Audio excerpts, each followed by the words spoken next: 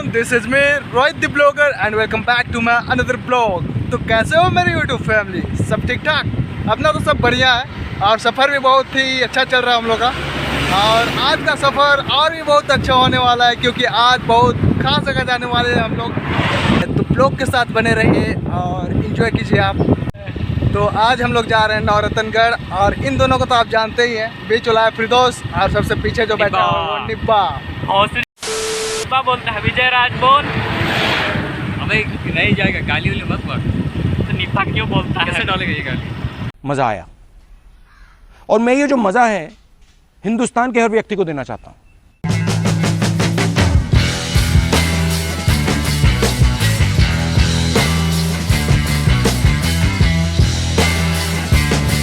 तो गाइस, जैसे कि अभी आप देख सकते हैं हम जंगल की ओर से अभी क्रॉस कर रहे हैं रास्ता। कुछ लोगों का मानना है कि इस जंगल में भालू भी निकलता है, तो हमें जल्दी से यहाँ से निकलना होगा, नहीं तो भालू खा सकता है हमको। नहीं निकाल, इधर निकल पीछे है, पानी का पीछे कुछ वीडियो बना रहा है। देख वहाँ पे भालू है, देख यार अलग होता है। छोट छोट बोलता है तो निब्बा है ना, इसलिए। हाँ सही बात है, निकालो का ही काम। हाँ यही काम है। तो गाइस, अभी हम जंगल क्रॉस कर चुके हैं, अभी एक गांव आगे मिलने वाला है, तो बढ़ते हैं आगे की ओर।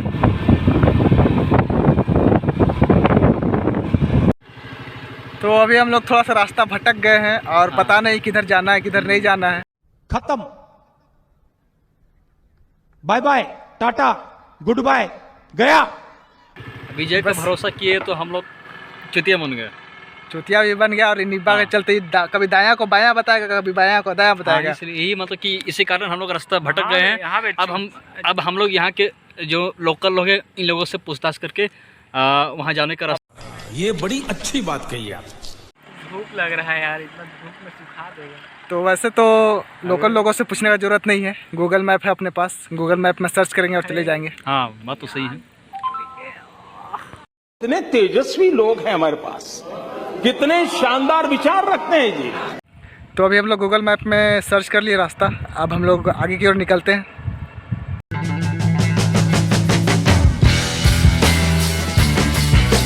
तो गाइस, जैसे कि आप देख सकते हैं यहाँ पे कुछ दिख रहा है आप लोगों को, तो हम नवरत्नगढ़ पहुँचने वाले हैं, लगभग पहुँच ही गए हैं। जैसे कि आप देख सकते हैं यहाँ पे एक किला दिख रहा है दूर से और वहाँ पे कुछ लोग भी हैं, गए हुए हैं पहले से ही।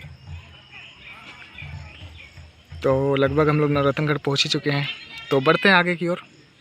तो वीडियो के साथ बने रहिए और एंजॉय कीजिए।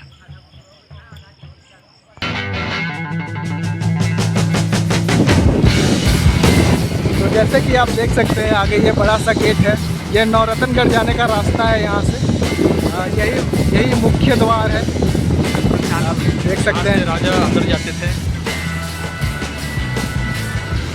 अभी हम लोग यहाँ इंटर कर चुके हैं, अब जा रहे हैं आगे की ओर। फोन कर लेते हैं।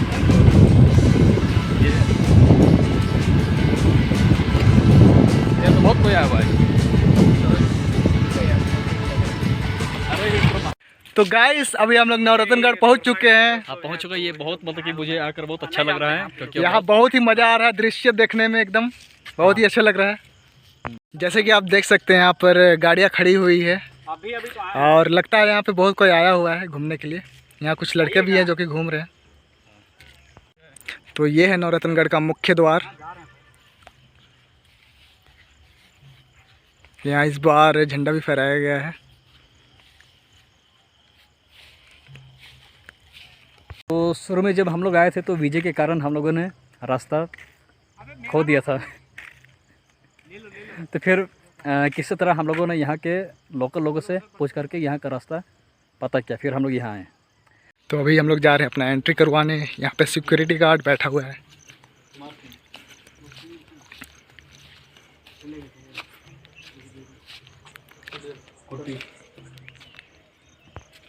तो जैसा कि आप लोग जानते हैं कि नागवंशी राजाओं का एक राजधानी थी नवरत्नगढ़।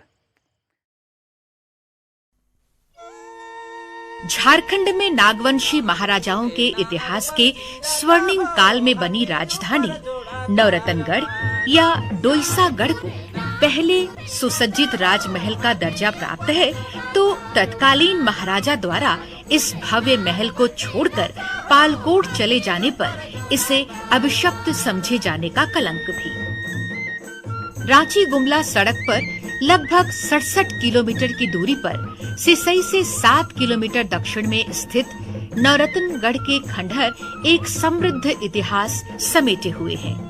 1630 से 1640 ईस्वी में 46वें नागवंशी राजा दुजय शाह या दुर्जन साल ने खुखरा से अधिक सुरक्षित इस डोईसागढ़ को बसाया था। 1616 में मुगल बादशाह जहांगीर ने दुर्जन साल पर खुखरा पर आक्रमण कराकर यहाँ से हीरे, 23 हाथी और खजाना लूटकर आगरा ले गया था। यहाँ के समृद्ध राजाओं को तब हीरा राजा कहा जाता था। 12 वर्षों तक ग्वालियर के किले में कैद राजा दुर्जन साल की हीरे की परख से खुश होकर जहांगीर ने शाह की उपाधि देकर न सिर्फ मुक्त किया, वरन दुर्जन साल के कहने पर अन्य 9 बंदी राजाओं को भी मुक्त कर दिया।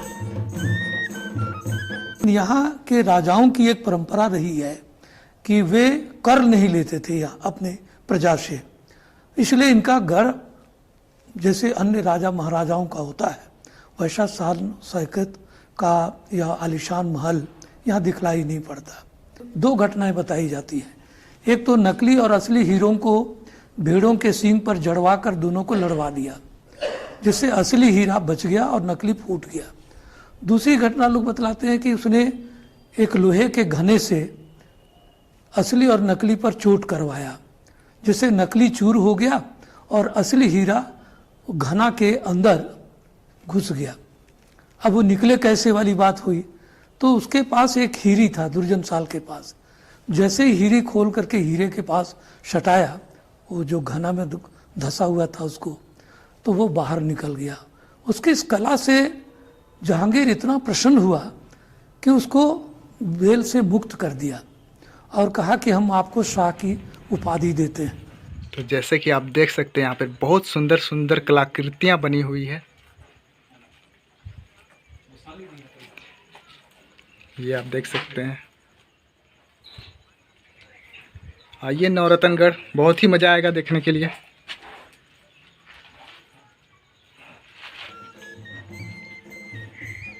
नवरत्नगढ़ नागवंशियों की एक नई परिकल्पना थी। जिस तरह से हम लोग देखते हैं कि मध्यकाल के पहले युग में, पहले समय में 9 की जो गणना की जाती थी बड़ा शुभ मानी जाती थी, और ये शुभ अक्षर को लेकर 9 रतनगढ़ नाम दिया गया और 9 कमरे बनाए गए। हर एक तला पर 9 कमरे, यह बड़ा महत्वपूर्ण है। इस तरह का बहुत कम ऐसे गढ़ मिलते हैं जहां 9 कमरे हर एक फ्लोर पर मिलता हो। यह नवरत्नगढ़ की अपनी विशेषता थी और आज भी है। इसके अलावे ऊपर नवरत्नगढ़ के ऊपर सैनिकों की सुरक्षा के लिए जो तोप चलाने वाले और दुश्मनों पर आक्रमण करने वाले के लिए अलग से एक छिद्र छोड़ा हुआ है गढ़ के चारों ओर। नवरत्नगढ़ के चारों ओर इस तरह से जो छिद्र रखा गया है ताकि दुश्मनों पर वार किया जा सके। जिस तरह से हम आज भी लाल किला पर देखते हैं या फिर अन्य दिल्ली के जो किले हैं उस पर देखते हैं, तो वही फोर्टिफिकेशन दुश्मनों से बचने का उपाय किया गया था। इस नवरत्नगढ़ के चारों ओर अन्य भवनें थी, जिसमें रानी आवास बड़ा महत्वपूर्ण, वह 3 तल्ले का भवन आज भी खंडहर के रूप में अवस्थित है, जो नवरत्नगढ़ के पूरब का भाग है। रानी आवास पाकशाला के भीतर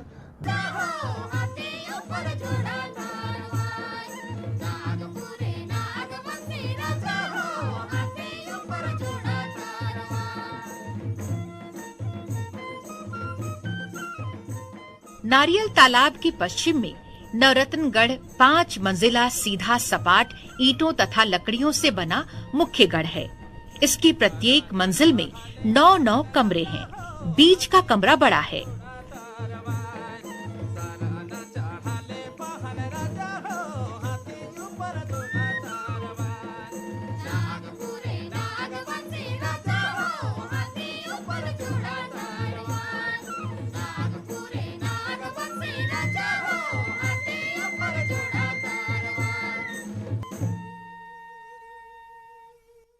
इस पे प्रत्येक तल्ला पे 9 रूम और ये 9 तल्ला का था, ऐसा लोग बोलते हैं, लेकिन इतिहासकारों के द्वारा ये प्रमाणित है कि ये 5 तल्ला का था और प्रत्येक तल्ले पे 9 रूम का एक घर है।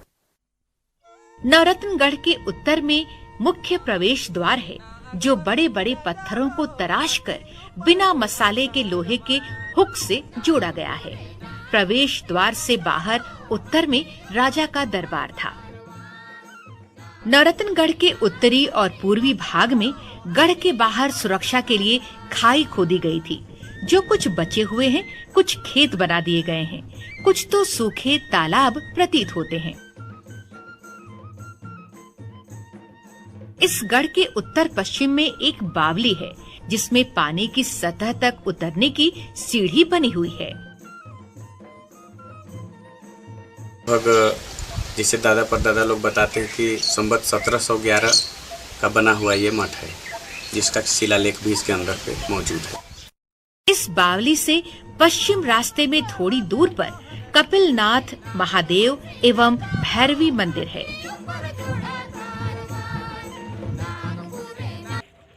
रचना 9 शब्दों पर आधारित है। दूसरी ओर तहखाना,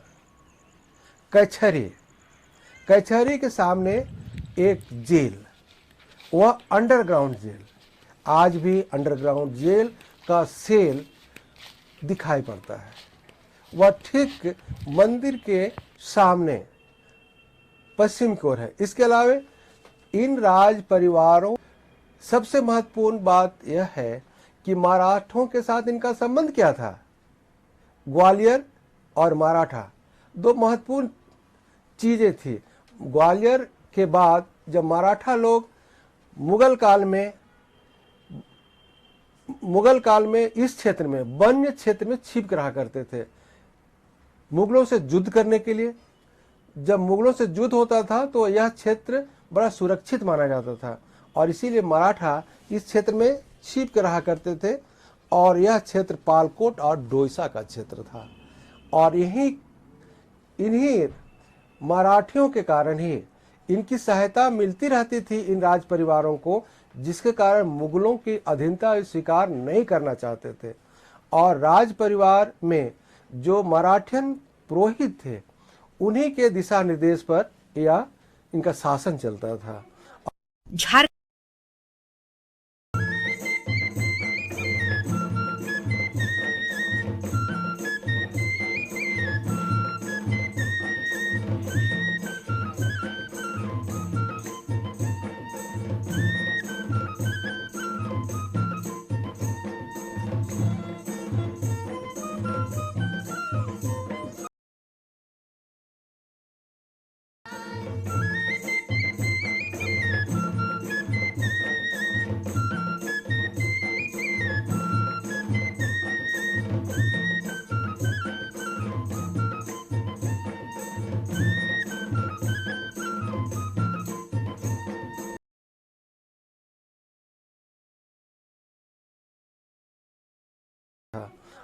झारखंड का प्रख्यात अतीत का गौरव भविष्य में संवरेगा।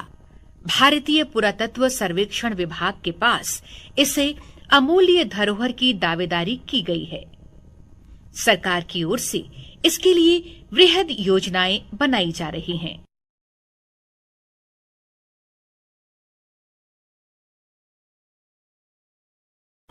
गुमला जिला अंतर्गत सिसई ब्लॉक में एक बहुत ही मनोरम दृश्य वाला, बिल्कुल नेचुरल वे में एक प्राचीन जगह है जिसको हम नवरत्नगढ़ के नाम से जानते हैं।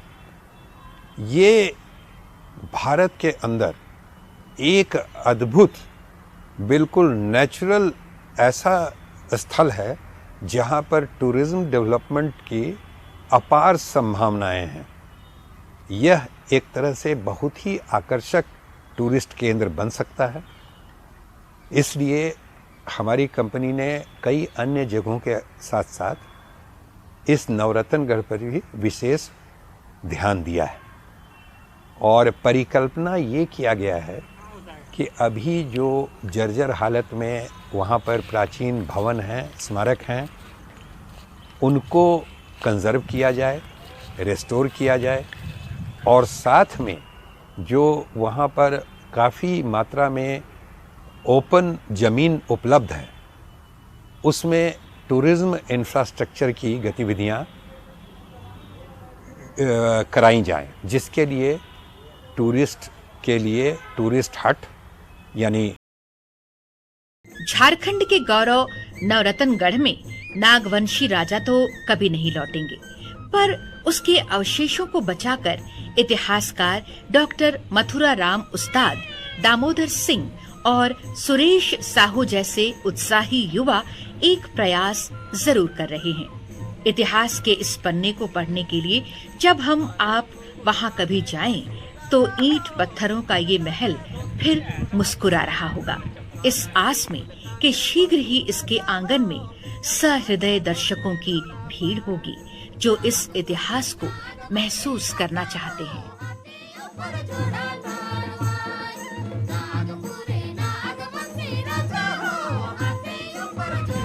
तो अभी हम लोग पूरा नवरत्नगढ़ पूरा अच्छी तरह से घूम चुके हैं और हमें बहुत ही मज़ा आया। बहुत मज़ा आया। हम लोगों ने हर जगह गए हैं। हम लोगों ने राजमहल देखा, रानी का महल देखा, तालाब देखा, रानी का तालाब भुलैया देखा और हम लोगों ने बहुत सारा फोटो क्लिक किया हुआ है। अरे लुका छुपी वाला महल वो भी तो देखे। हाँ देखे वो भी देखे और रानी भुला गए थे वहाँ। रानी जहाँ स्नान करती है वो तालाब भी देखे। बहुत ही मज़ा आया हम लोग को। और अभी मौसम ख़राब कर रहा है, सोचे वहाँ जाके नहा भी ले, लेकिन शैम्पू सब नहीं लाए थे इसलिए नहीं गए। और फिलहाल अभी मौसम ख़राब कर रहा है तो यहाँ से अभी हम लोग निकलने वाले हैं, नहीं तो बह जाएंगे बारिश में।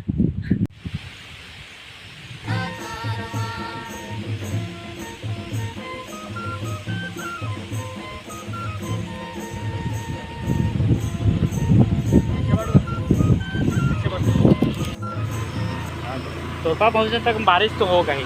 अरे बीच में इधर से कहाँ जाएंगे अभी? तुम्हें ना ले जा रहा है। हाँ इधर से रास्ता तो होना चाहिए। तो अभी हम लोग नवरत्नगढ़ से अभी रिटर्न आ रहे थे तो बीच रास्ते में बारिश होने लगी और हम लोग पूरी तरह से भीग चुके हैं और थोड़ा सा मज़ा भी आ रहा है, ठंडा भी लग रहा है। तो यही है सफ़र का मज़ा। ऐसा सफ़र का मज़ा आप भी लिया कीजिए, बहुत ही मज़ा आएगा। मुझको लगता है कि रास्ता भटक गया फिर से। तुम चला आप जहाँ भी पहुँचेंगे यही रास्ता से पहुँचेंगे। इसी रास्ता में चलना है, जो हो जाए देखा जाएगा। हाँ मैं तो यही रास्ता में जाना है, इसी रास्ते में जाना है।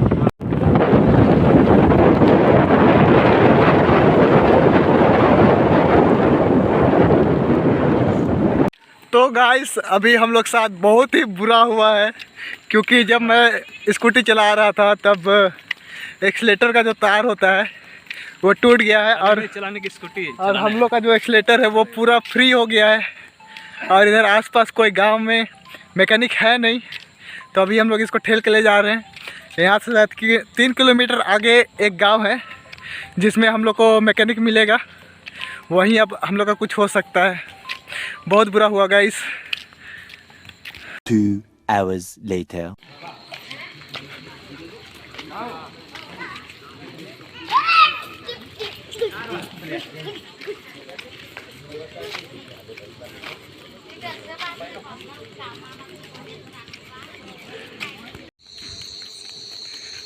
लालगंज कब तक पहुंचेंगे साला? लालगंज तो मैं पार हो गया। ओ लापोंग मेरे घर समय क्या बोले सर, क्या बोले?